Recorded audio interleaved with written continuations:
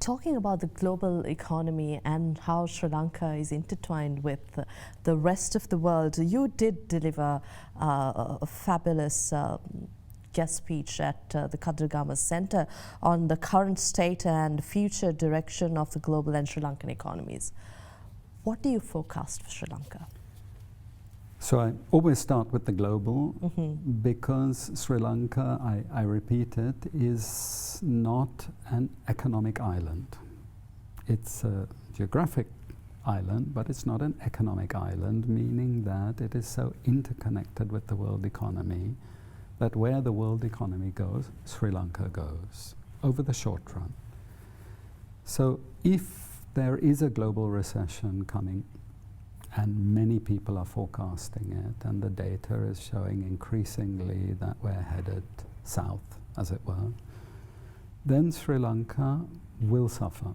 There's absolutely no chance of Sri Lanka escaping that. How badly it is affected, we don't know, but all the telltale signs are there now. Many developing countries are suffering weakness in their exchange rates, Sri Lanka too. Many developing countries are already having reserves, foreign exchange reserves being depleted, Sri Lanka too. So we can already see the effects are there. This is likely to get worse in the next 18 months to 2 years. There's only one small chance that there's a stay of execution, and that is if a trade deal is reached between the US and China that comes with a commitment to resuscitate the world economy by both the countries running huge budget deficits, bigger than they have at the moment. This actually, in my view, will create even more problems for the future. It's only a stay of execution.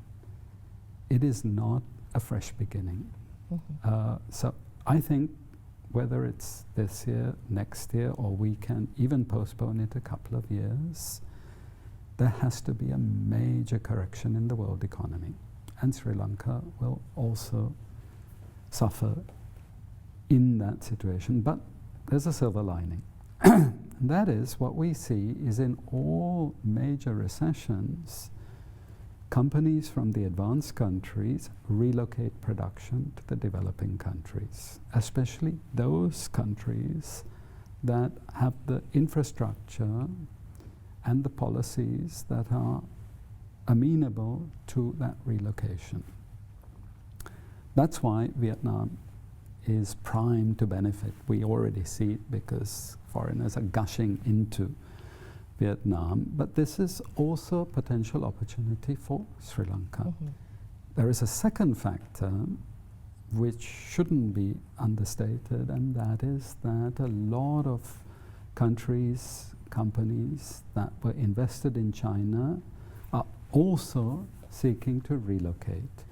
Chinese companies themselves are seeking to relocate. They're doing it worldwide. Sri Lanka could be one of their destinations if we get it right.